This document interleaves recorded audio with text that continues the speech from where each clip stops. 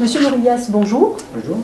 Voilà, nous sommes ici au lycée Poinceau-Chapuis dans le cadre des journées portes ouvertes corrélées aux journées européennes des métiers d'art, avec une exposition en rez-de-chaussée au premier étage de métiers d'art, justement, d'artisans et artisans d'art.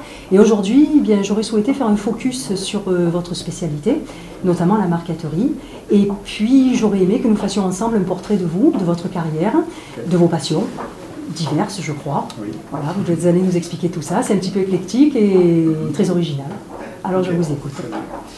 Je vous fais part de mon cursus scolaire. Oui, on va commencer par votre cursus scolaire, de manière à ce que les gens sachent exactement à quoi s'attendre s'ils veulent vous prendre comme modèle.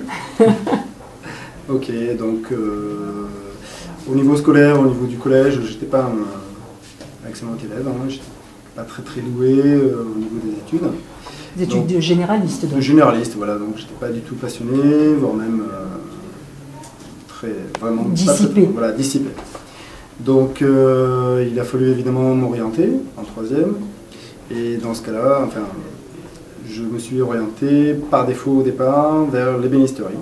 Alors je dis par défaut parce que je voulais intégrer la cuisine, qui est ma passion, ma deuxième passion aujourd'hui. Et voilà, donc je me suis orienté vers l'ébénisterie, donc j'ai tout d'abord fait un CAP. Alors pourquoi le bois plutôt que le fer, la pierre ou autre chose?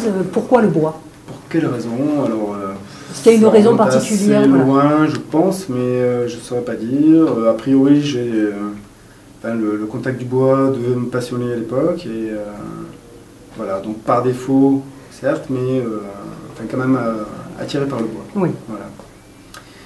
Donc un CAP ébéniste que j'ai fait donc, en 2 ans sur Pézenas, donc dans l'Hérault. Une ville magnifique s'il en est. Une ville artistique, évidemment. Donc, et voilà, donc j'ai un petit peu repris goût en fait aux études, grâce, je pense, à un mentor qui était le professeur qui me dirigeait pendant ces 12 ans. C'est important. Et c'est grâce à lui, je pense, aujourd'hui... Vous pensez qu'il vous a donné aussi le goût de la pédagogie, le goût d'apprendre? Oui, je suis là grâce à lui, et je pense que après l'avoir,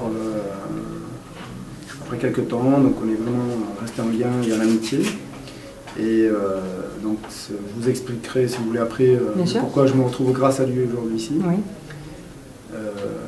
Voilà, donc j'ai fait mon CAP ébénisterie à Pézenas. Et ensuite, donc, reprenant goût aux études, je me suis orienté vers Revel, donc, qui est une ville du meuble d'art, qui est vraiment très connue aujourd'hui, qui a été très connue au XVIIIe siècle, et qui perdure encore au niveau artisanal et concernant le mobilier. Donc il y a une grosse structure, une grosse école, qui aujourd'hui forme du CAP, Bac Pro jusqu'au DMA. Et qui est alors DMA, pour les non-initiés, diplôme des métiers d'art, qui est un niveau Bac plus 2. D'accord. Et qui est aujourd'hui ce qu'on fait le plus haut en marqueterie, ébénisterie, tapisserie. Alors je crois savoir qu'à ce moment-là, vous aviez tellement repris goût aux études que vous avez mené de front plusieurs cursus. Tout à fait. Voilà. Donc du CAP ébéniste, donc j'ai pris goût vraiment au travail du bois, et je me suis orienté vers la marqueterie. Là on peut dire que la passion est vraiment née. Oui, on peut dire ça. Donc j'ai fait mon CAP marqueterie sur Revel. Parce que j'étais un petit peu modeste, j'avais un petit peu craintif, je ne voulais pas aller au Bac Pro, bizarrement. Oui. Donc, même je refais aussi, peut-être manque de maturité. Voilà, un peu trop de pudeur aussi quelquefois pour les artistes. Je suis quelqu'un d'assez réservé, donc du coup, voilà. Et donc j'ai fait mon CAP marqueterie, et là vraiment j'en suis tombé passionnément amoureux. Et donc un CAP, ensuite j'ai poursuivi mes études, donc j'ai fait un Bac Pro ébénisterie. Avec encore une fois en parallèle. Et en parallèle, donc, de la première année, j'ai fait un CAP sculpteur que j'ai présenté en candidat. Et que vous avez réussi? Bien sûr.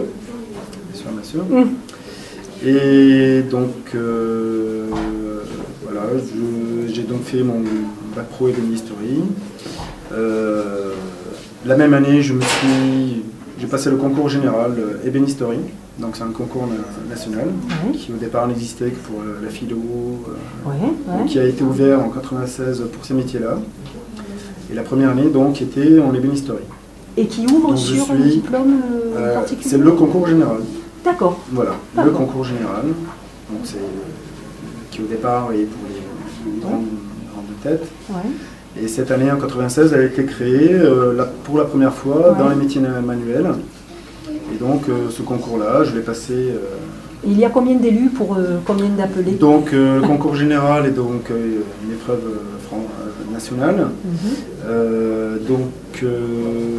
Je crois qu'on était près de 70 à prétendre à l'admissibilité. En fait, il y avait une première épreuve qui se déroulait sur 8-10 heures, je crois. Et donc il y avait plusieurs épreuves d'art appliqué, de dessin, dessin de construction, d'études, de projets. Et à partir de là, donc, il y avait un jury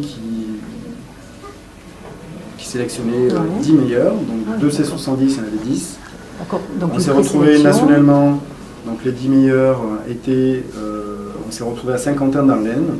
Donc c'était un sacré périple. Moi qui venais... Oui, vous êtes originaire de campagne rurale, donc de l'Hérault, la région de Pézenas, justement. Un petit village qui se prénomme Caux. Qui se nomme, pardon, Caux. Et donc de 10 en deuxième sélection. Donc j'ai fini premier, lauréat national. Oui, en effet. Donc, on peut dire quand même, après ce qu'on vient d'entendre et par rapport au cursus quand même magnifique que vous avez fait, que ça laisse sacrément de l'espoir à tous ces jeunes qui se cherchent, qui sont pas forcément dans leur élément dans les études dites généralistes. Donc voilà, merci pour l'espoir que vous leur communiquez, que vous leur insufflez.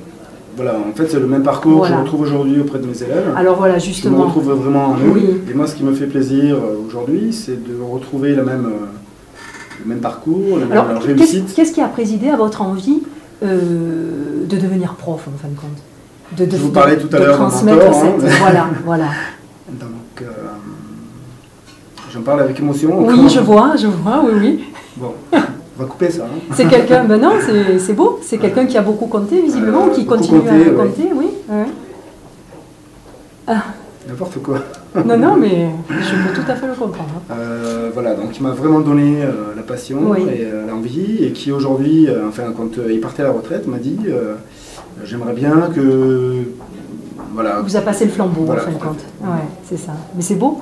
C'est une belle histoire, très émouvante, et surtout quand on voit votre parcours et d'où vous en êtes aujourd'hui, merci à ce monsieur. Oui, tout à fait. Voilà, tout à fait. Donc je côtoie encore aujourd'hui, qui est très âgé, mais à qui je dois tout.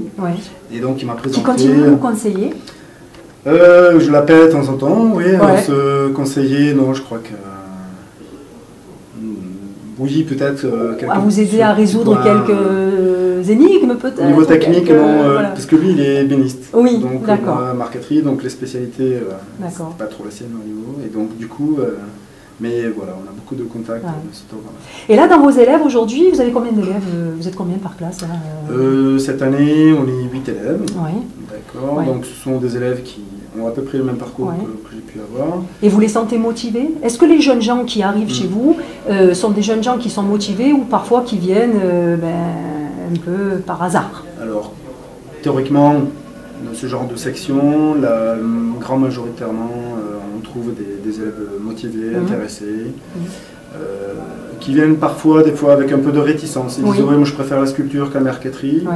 Et puis finalement, quand ils sont là, ils disent, tiens, j'avais pas pensé à ça, ce qu'on pouvait faire, ce qu'est réellement la marqueterie, etc. Alors la marqueterie, c'est ce qu'on a pour le bonheur de nos yeux, ce qu'on peut voir juste derrière vous, là, toutes les œuvres qui sont derrière vous, qui s'apparenteraient presque à des tableaux, c'est vraiment de l'œuvre d'art, c'est magnifique. Je crois savoir par contre que la marqueterie, qui est un art ancestral, alors arrêtez-moi si je me trompe, qui est un art ancestral et malheureusement aujourd'hui peu pratiqué parce que très coûteux en même temps, ce sont des matières très nobles, incluse la matière d'œuvre, le temps passé, plus que la matière d'œuvre. D'accord.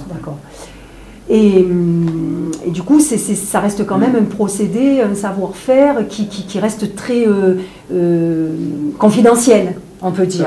Tout à fait. Alors aujourd'hui, on devient, si vraiment on veut faire de la marqueterie son métier, c'est très rare. Aujourd'hui, vivre que de la marqueterie, c'est très rare.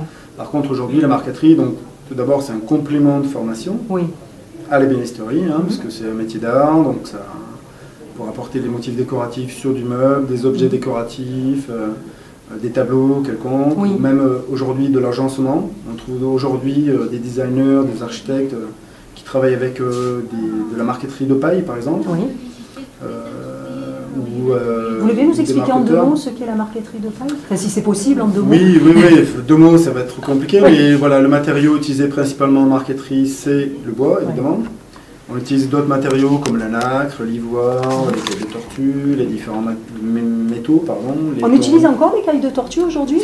Les cailles de tortue est interdite à l'achat, sauf qu'on peut aujourd'hui... De synthèse peut-être? Non, non, oui, évidemment, on peut retrouver des essences de synthèse, plastique et autres. Mais donc les cailles de tortue, on peut la retrouver, mais il faut que les stocks soient pré-convention. C'est-à-dire qu'il y a une convention, la convention de Washington de 92, qui prohibe, enfin, qui interdit complètement ce marché-là. Et on peut l'utiliser, mais il faut que ce soit entré avant. Voilà. Et vraiment, c'est très draconien au niveau de l'usage, au niveau de la vente. Il faut vraiment avoir au niveau des douanes et autres, il faut vraiment être très réglo là-dessus. Ouais, ouais. Vous parliez également de... Donc la marqueterie de paille, hein, juste pour info, la marqueterie de paille, c'est donc la paille, paille de seigle généralement utilisée. Oui. C'est celle qui offre le plus de longueur. Oui. Donc on part d'une tige qu'on aplanit et ensuite qu'on retravaille, ainsi de suite. Il y en a derrière nous là? Non, pas ici, puisque malheureusement on a été ponctionné de 4 heures d'enseignement professionnel. Ah oui, d'accord, donc vous n'avez pas eu le temps. Ensuite, et puis ça ne fait pas partie du programme. Voilà. Mais je le fais quand même faire si j'ai le temps. Si vous avez, je fais toujours du plus, voilà, ou de l'initiation à la gravure, ou de la marqueterie de paille, le travail de différents matériaux comme la corne, l'os et autres.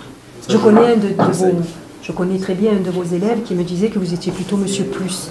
C'est-à-dire que vous étiez quelqu'un de très généreux dans la transmission du savoir. Merci. Et quelqu'un un professeur très agréable et qui mettait très volontiers le pied à l'étrier. Voilà, donc et c'est vrai qu'aujourd'hui c'est très important pour les élèves. Oui.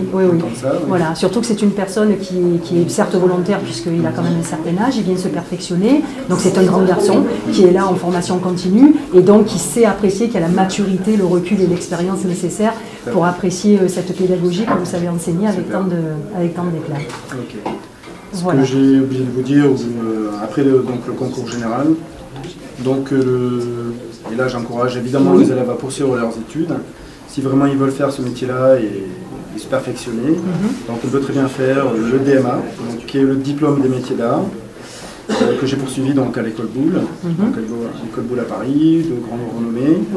Et évidemment, je parle aussi de Revel, je parle aussi avec certitude. Donc c'est une école grandissante où le niveau est très largement équivalent à celui de l'école Boulle aujourd'hui. C'est-à-dire on commence ici au lycée Poinceau-Chapuis et puis on finit à l'école Boulle, éminemment réputée, à Paris, ou à Revel, qui est dans la Haute-Garonne, à Toulouse. Et bien voilà. Nous savons tout ce que nous devons savoir pour devenir un Boulle en puissance. Voilà. Merci beaucoup. Plaisir. Merci beaucoup.